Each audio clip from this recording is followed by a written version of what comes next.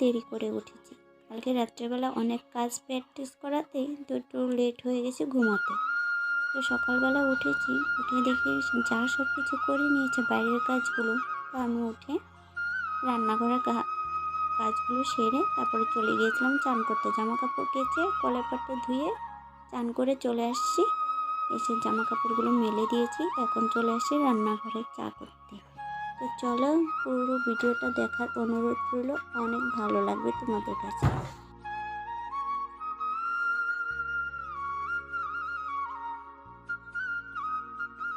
তো ওইদিকে আমার চাটা হয়ে গেছে। তো এখন বাবুকে আমি নিচে বসিয়ে দিব। এখন ও অল্প অল্প বসতে পারে, তাই এখন বসিয়ে দিব।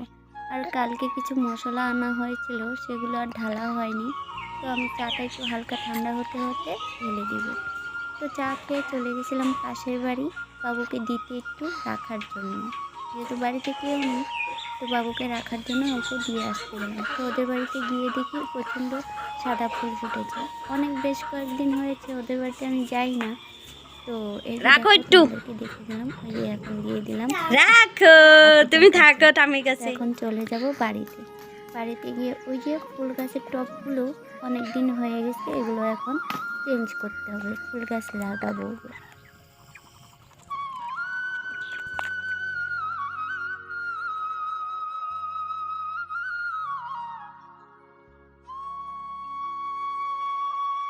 তো ভাবছি ফুল গাছগুলো অনেক দিন ধরেই ভাবছি করব কিন্তু সময় হয়ে ওঠে না। যেহেতু আমি পার্লারে চলে যাই, তার জন্য বিকালবেলা আর এই কাজগুলো হয় না। তো ভাবলাম আজকে সকাল সকালে করে দিই, তারপরে রান্নাটা করব।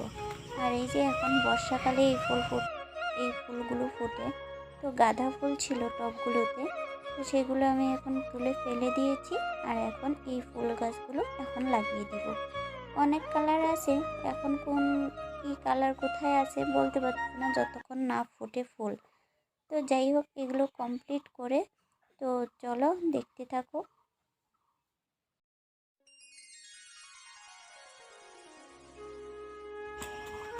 Hello everyone, good morning, welcome to back to my channel mommy's blog. আশা করি তোমরা খুব ভালো আছো, আর আমি খুব ভালো আছি। চা খেয়ে নিয়েছি, তো এখন আসলাম একটু নদীর পাড়ের দিকে। তো একটু কী বলে এটা, অনেকে অনেক রকমের শাক বলে, সেটাই আমি এখন নিতে আসছি। ঢেঁকি শাক বা পালুই শাক, যেরকমই বলে, সেটাই আমি এখন নিতে আসছি। আর ফুল গাছগুলো আমি লাগিয়ে নিয়েছি দেখতে পেলে। আর চাটা খাওয়া কমপ্লিট হয়ে গেছে। তো বাবুকে তো পাশের বাড়ি রেখে আসলাম। তো এখন এই যে একটু শাক নিয়ে যাব।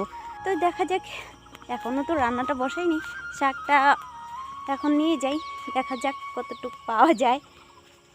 এদিকে আমি ফার্স্ট টাইম আসলাম, আমি তো তুলিই না, তো আজকে নিতে আসলাম, জানি না কতটুকু পাবো। তো চলো তুলে নিই। এই যে এই জায়গাতে দেখতেই পাচ্ছ, এই জায়গাতে।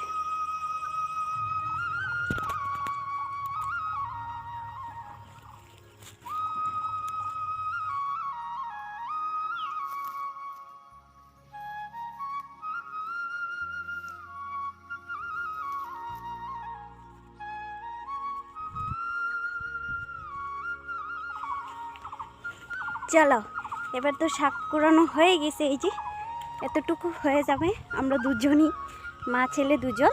তো এই যে অতটুকুই আমাদের হয়ে যাবে। তো আমার লেগেছে প্রায় 10 মিনিটের মতো লেগেছে উঠানোর জন্য। তো এই যে এখন চলে যাব বাড়িতে, তো বাড়িতে গিয়ে রান্নাটা করব। তো চলো যাওয়া যাক।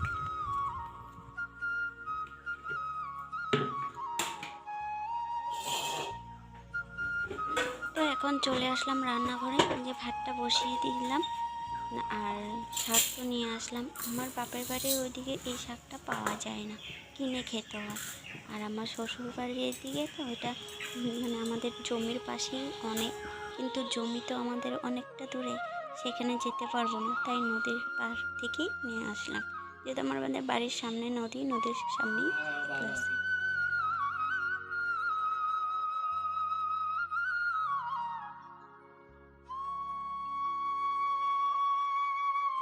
তো এই শাকটা আমি নিয়ে আসলাম, তোমাদের বাড়ির পাশে থাকলে অবশ্যই কমেন্ট করে জানিও। আর আমার বাপের বাড়ির ওই সাইডে এটা পাওয়া যায় না, কিনতে হয়। তো যাই হোক, তো চলো এবার এই যে রান্নাঘরের যে ভাতগুলো বসিয়ে দিলাম আর শাকটাও রেডি করে নিলাম, আলুটা সিদ্ধ বসিয়ে তো এখন চলে যাব ওই যে গাছের লঙ্কা তুলতে।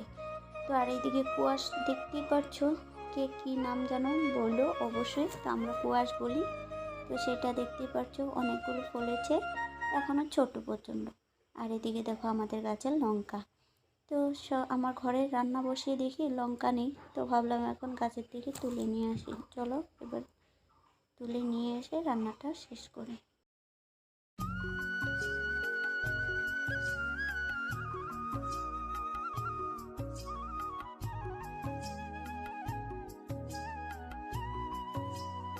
তো এই যে কড়াইটা বসিয়ে দিলাম, তেলটা গরম হয়ে গেছে, তার সাথে আমি ফোড়ন দিব দুটো কাঁচা মানে শুকনো লঙ্কা ছিঁড়ে, তার সাথে দিব রসুন কুচি, মানে কুচি তো নয় মানে থেতলে দিয়েছি, দিয়ে তারপরে একটু ব্রাউন কালার হয়ে আসলে তো আমি শাকগুলো দিয়ে দেবো। তো শাকগুলো দিয়ে ভালো করে একটু নাড়িয়ে চাড়িয়ে যেগুলো কাঁচা লঙ্কা কেটে রেখেছি সেগুলো আমি দিব, দিয়ে ভালো করে নুন দিয়ে একটু ঢেকে দিব, তারপরে আবার ভালো করে নাড়িয়ে চাড়িয়ে তারপরে একটু হলুদ দিয়ে ভালো করে ভেজে নামিয়ে নেব। আচ্ছা বলো তো কে কোথা থেকে আমার ব্লগ দেখছো, অবশ্যই কমেন্ট করে জানিও। আর এদিকে আলুটা সেদ্ধ বসিয়ে দিলাম, আর ফাঁকে এই যে শাকটা নামিয়ে নিচ্ছি। তো রান্নাবান্না কমপ্লিট করে তারপরে আমি বাবুকে খাইয়ে দিয়েছি, আমি পুরো ঘুমিয়ে রেখে এসেছিলাম রান্নাঘরে রান্না করতে। তো চলো আজকে রান্নাবান্না পর্যন্তই, চলো আজকের ব্লগ এই পর্যন্তই, কেমন হয়েছে অবশ্যই জানিও। তো দেখা হচ্ছে অন্য একটা ব্লগে, তোমরা সবাই ভালো থাকো সুস্থ থাকো, আজকের জন্য টাটা।